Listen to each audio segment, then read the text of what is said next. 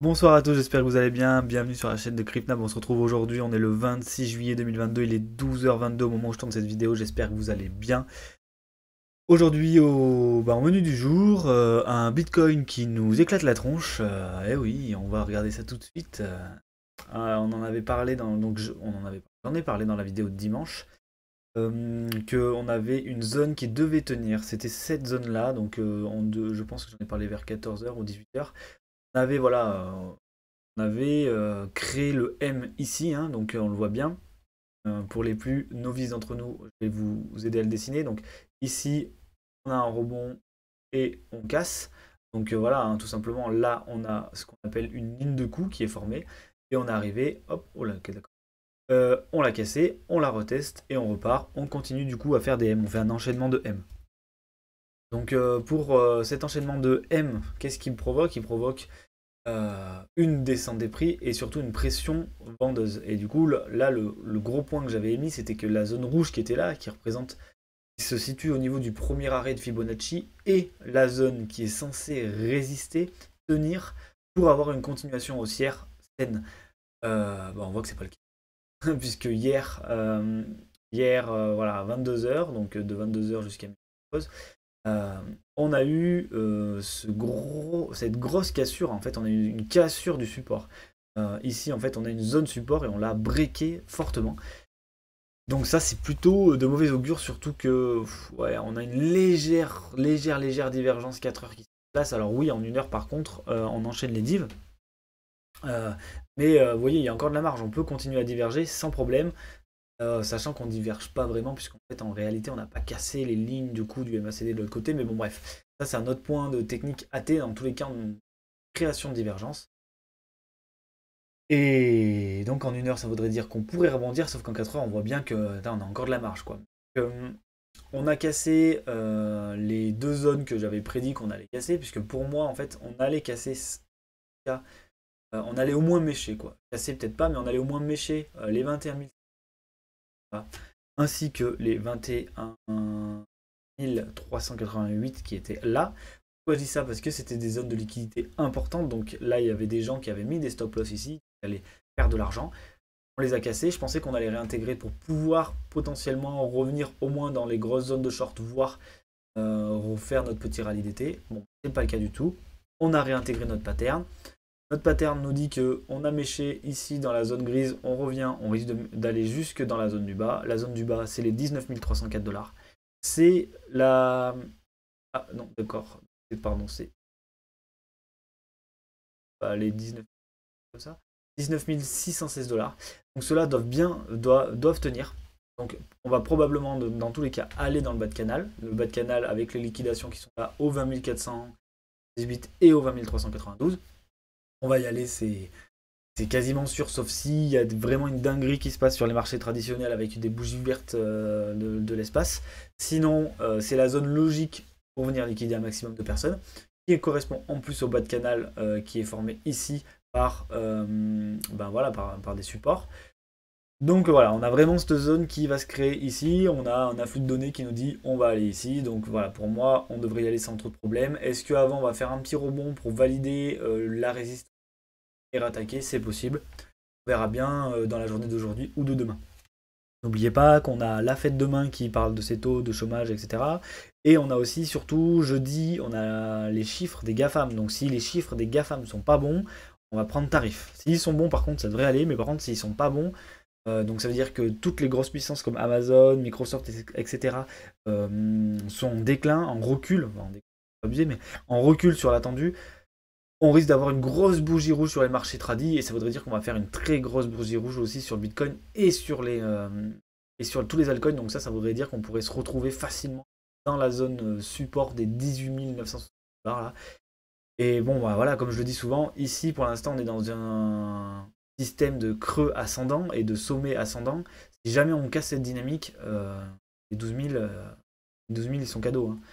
On risque de péter toutes les zones de liquidité. Alors peut-être qu'on rebondira avant, mais en tout cas, on se rattaquera à toutes ces zones. Donc c'est ce qu'il va falloir observer cette fin de semaine. Voilà, comme je l'ai dit dimanche, de toute façon, cette semaine va être décisive pour savoir si on va réussir à repartir ou si on va complètement dump. Donc c'est la question qu'on se pose. On attendra de vraiment, là moi ce que j'attends c'est, donc là j'attendais la première réaction ici, bon bah on l'a tranché, donc pour moi il y a cette zone là, ensuite il y a la zone de rechargement de short par rapport à Fibo entre les 0,618 et les 0,740 de retracement. Faut pas perdre cette zone parce que sinon ça veut dire qu'on fait un nouveau creux plus bas, on fait un creux plus bas que tous les précédents et là c'est la porte à la cave aux enfers quoi. Donc voilà, vraiment, dans un premier temps, à court terme, de toute façon, on se revoit jeudi. À court terme, c'est vraiment cette zone qui doit tenir les 20 000.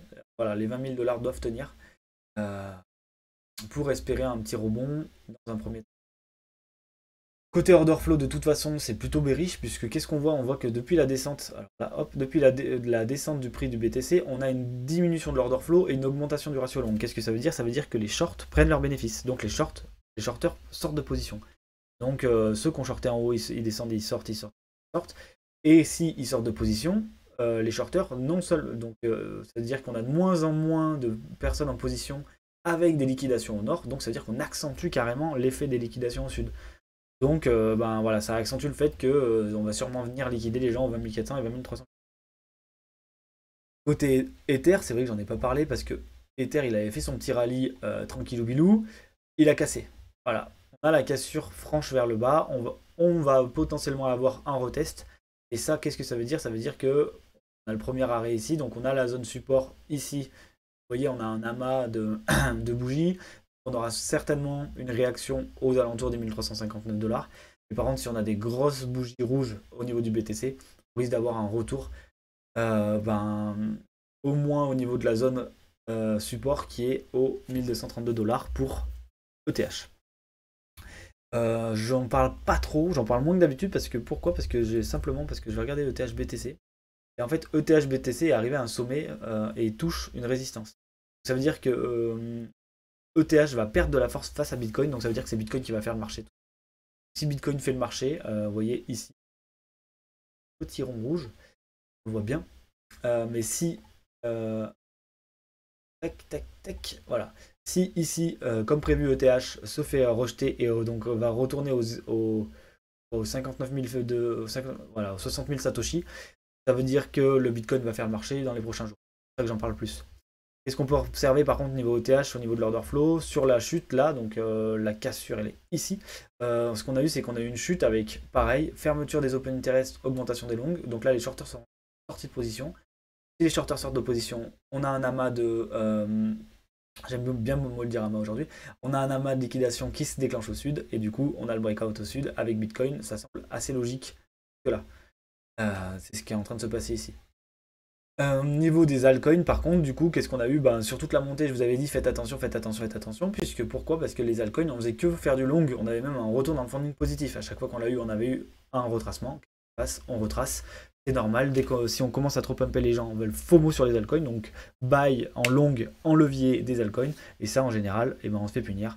Et c'est exactement ce qui s'est fait passer ici. Ce qui s'était passé, pardon, ici. Et on l'a re-eu là. Donc là, oh bah oui, tout le monde est boulé, on rattaque. Et le truc, c'est qu'au moindre rebond ici, on a recommencé à avoir le funding. Voilà, des petites rehausses de l'open interest. Ici, ici, et qu'est-ce qui se passe derrière? On corrige, on corrige.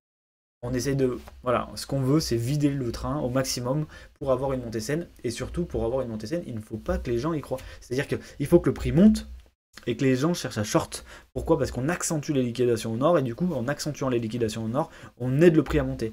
Et le problème, c'est que si les gens se disent ouais, on longue les altcoins, et bien quand ils longuent les altcoins, le meilleur moyen de les punir, c'est de faire cracher le BTC.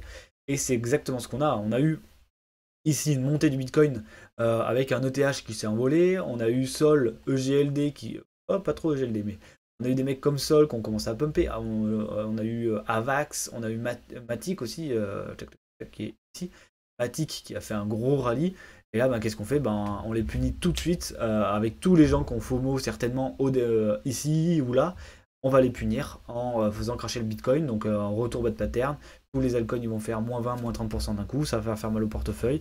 Et certains vont vendre encore une fois en perte.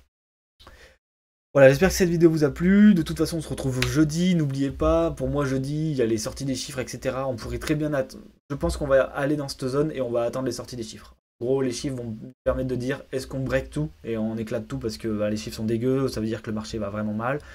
On avait déjà remarqué. ou est-ce que les chiffres seront bons et permettront encore un rebond du Bitcoin? Ben, j'ai envie de vous dire qu'on le saura d'ici fin de semaine. J'ai oublié de parler d'un point aussi. Tac, tac, tac, c'est où les options? On a des options vendredi, on a des open interest d'options vendredi, tac, tac, tac. Vendredi, on est le 29. Ouais, c'est ça, hein. Ouais, voilà. On a 42 000 bitcoins, c'est ça le plus gros? Ouais, c'est ça. 42 000 bitcoins d'open interest pour vendredi. Vous voyez, demain, pour demain, on a 870 bitcoins. Pour vendredi, on en a 42 000. Et voilà, là, il y a une grosse fermeture avec un max pain price aux alentours des 23 000. Là, on est au 21 000. Je pense pas qu'on sera au 23 000 vendredi, on va pas se mentir. Donc, tac, tac, tac.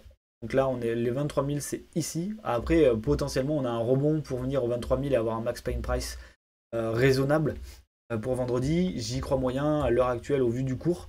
Mais dans tous les cas, ce qu'il faut se dire, c'est qu'en fait, si on est au-dessous là, des 27 000, la plupart des gens ils vont perdre. Vous voyez, c'est vraiment au-dessus des 30 000 qu'il y a vraiment un maximum de personnes qui gagnent.